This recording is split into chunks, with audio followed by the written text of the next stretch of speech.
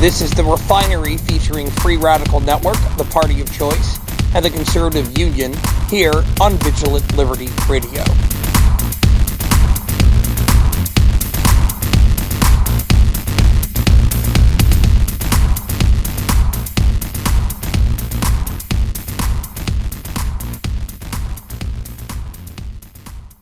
And good evening. It's Tuesday night, January 13th, 2015. This is The Refinery, the place where grassroots organizations come together to explore the best ways to make conservative messaging work, to reach and influence more people. We're live every Tuesday at 8:30 Central at therefineryshow.com. You can go there anytime to subscribe to our YouTube channel or podcasts that are available at Vigilant Liberty Radio, iTunes, Stitcher, or TuneIn. There's also plenty of options there for you to provide us feedback as well. We would love to hear from you. What do you want us to talk about? What do you think about our show? How can we be better? So please go to therefineryshow.com and check us out. Tonight we have me, Leslie P., and Ryan Bickmore. We are from the Conservative Union, a Google Plus community. We've got Felicia and JD from the Free Radical Network, and we have Corey and Andy Paith from the Party of Choice. The first thing we have to talk about is not what anybody wanted to talk about, and that is the Islamist terrorist massacres of Charlie Hebdo in Paris, France. As luck would have it, and as timing would have it, that happened. Tuesday night, Wednesday morning, our time. It was Wednesday about 11:30 in Paris, so Wednesday 4:30 a.m. Not really all that long after we finished this show, talking and laughing.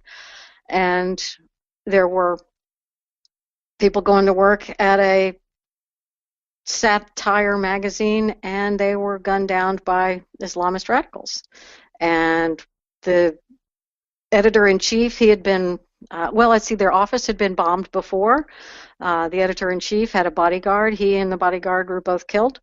One of the policemen, who I guess was guarding their facility outside, he was also killed. Was a Muslim, by the way. One woman was killed, the rest were men. Apparently the woman who was killed there in their offices was a Jew, and she was killed because she was a Jew. The two guys who did it had researched, they knew exactly where they were going and what they were doing, so it was pretty well planned. And unlike previous Islamist extremist terrorism attacks, these guys didn't commit suicide, they ran away. And that's actually was when they were in the process of running away that they killed the policeman who was on his way to help see what was going on. Anyway, so they ran away. That was on Wednesday. Paris went crazy. And then on Thursday, there was an intentional killing of a Paris policeman. We didn't know whether that was terrorist-related or not. Turns out later it was.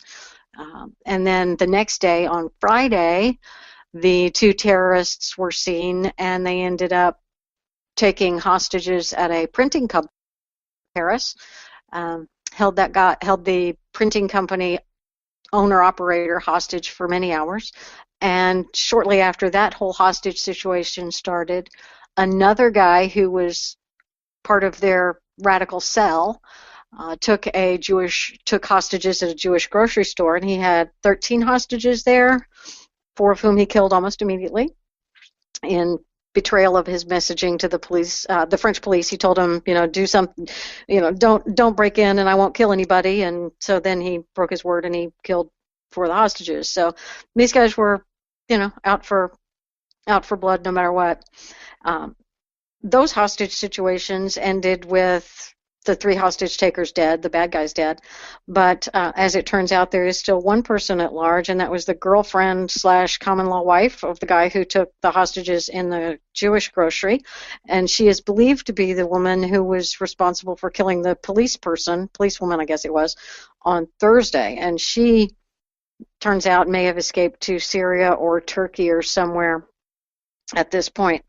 So all of that was going on. I mean, it was a pretty intense 48 hours in Paris, and we learned in the meantime that France is 10% Muslim population, and there are like 18 sectors in all of France that are considered no-go zones where police and infidels are not allowed. The even not even electricity and sewer services can go into those no-go zones. Those are absolutely completely isolated Sharia law enclaves in the middle of the government of Paris, and they've been allowed to happen. And that, of course, is where these Islamist cells spring up, and it's just absolutely insane and ridiculous. And I don't even understand why Paris allowed that to happen. But our press and the press around the world and people around the world proclaimed "Je suis Charlie," I am Charlie, proclaiming solidarity with the cartoonists, proclaiming solidarity with the nation of France, with the people of France, against the radicals. And on Sunday there was a tremendous big rally, the biggest rally of people in France's history ever. There was possibly as many as 1 million people gathering in the streets of Paris, and they say more than 3 million people at different locations throughout France. In Paris, there were more than 40 world leaders gathered from all over Europe and a couple from Africa.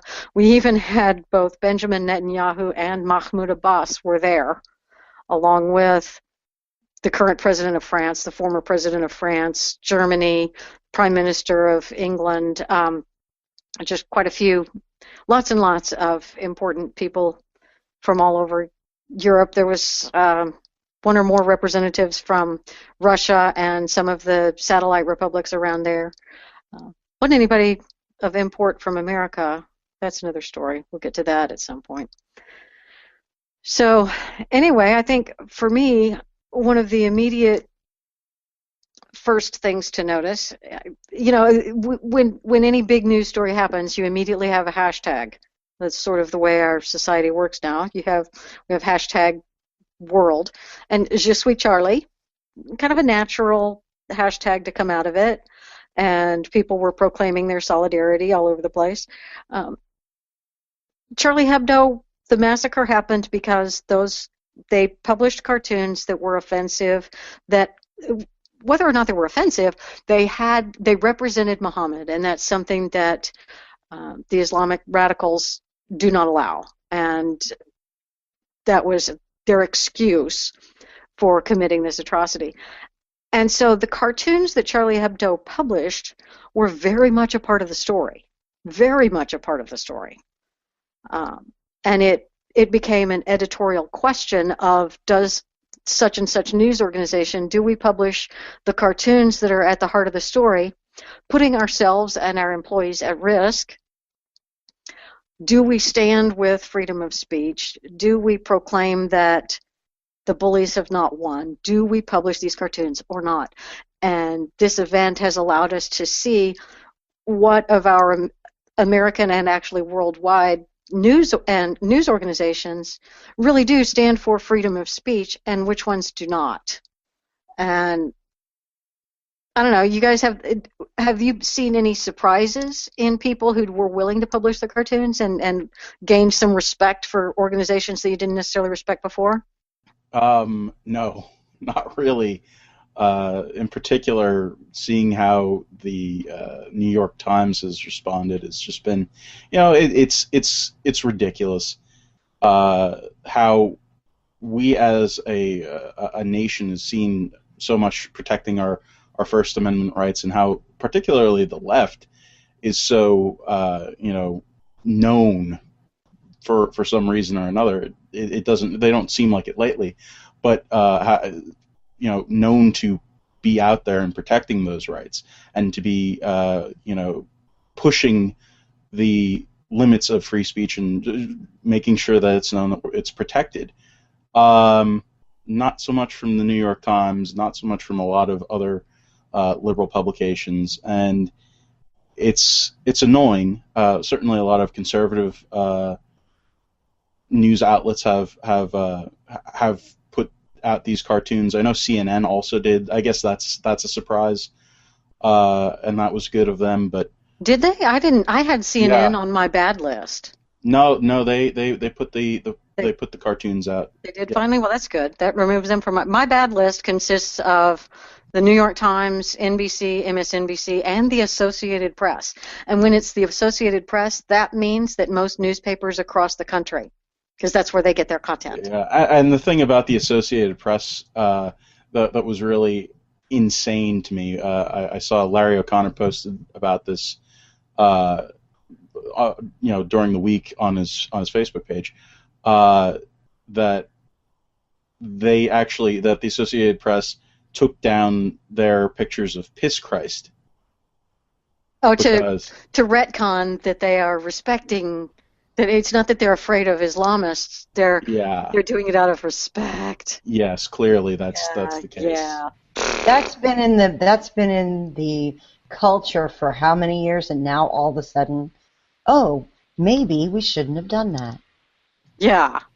Yeah. That's so inconsistent. It's not even funny. And it's those borderline outlets repulsive. Those outlets that said we're not publishing because, while this particular author may be brave, I don't have a right to take that risk for the people I work with. I can at least respect that as being honest. You're doing it because you're scared of the Islamists. You're saying, I'm a chicken. It's scared of the lawsuits that would ensue from an attack by Islamists. Let's be very clear. God, that's probably more true. More true. I did want to say the list that I have of those who did publish the cartoons, and this would be the ones who not only published the original cartoons, but also published what came out today, which is the Charlie Hebdo's next issue, their follow-up after the with the staff that remains alive. But anyway, the list of the ones that I do have that are the good guys: National Review Online, Fox News, Wall Street Journal, Washington Post, Los Angeles Times, New York Post, Weekly Standard, Bloomberg, Huffington Post, Daily Beast, Getty, Vox and BuzzFeed, The Guardian, the BBC, the Times of London, the Financial Times, Spain's El País, which obviously I'm not Spanish, I pronounced that totally wrong, and Germany's Berliner Zeitung. Those also ran the cartoons, and I'm certain there were more in Spain and Germany and elsewhere. This is just what I had the list of. But I was pleasantly surprised to see that Vox and BuzzFeed and the Huffington Post published the cartoons. That's definitely points in their favor. And on the bad side, there was an article by a German, not a German blogger, but a German news writer who said that he has long had a great deal of respect for the New York Times, considered them America's news source, as so many of us grew up thinking. And this episode, he has lost all respect for them because he's seen them for what they are. And it's big news shines a bright light on everyone, and you get to see who people really are. And they've shown themselves. So many in our media have shown themselves as cowards. Right. To the extent that they'll show a picture of the Charlie Hebdo cartoons, and they will crop it so that you see everything but the picture of Muhammad. But they won't crop out the picture of, the nasty cartoon caricature of the Jew. They'll leave that, but they'll black out Muhammad. So it's not that they're afraid of being offensive. No, it's a very particular group that they're afraid of offending. Doesn't the fact, it's so funny because these liberal papers despise Christians, Mormons, Jews, and so forth. Doesn't the fact that they will so easily post insults and negative cartoons and so forth about all of us, doesn't that simply prove that they believe we are peaceful, we are non-threats, we are good neighbors, we are everything that the Islamists are not? And yet they'll run the moral equivalent stories, though. Absolutely. What do you mean? Like, what kind of stories? Are you talking like ones that say that we have Islam isn't so bad. Look, Christianity did all the Crusades. Look, Jerry Falwell sued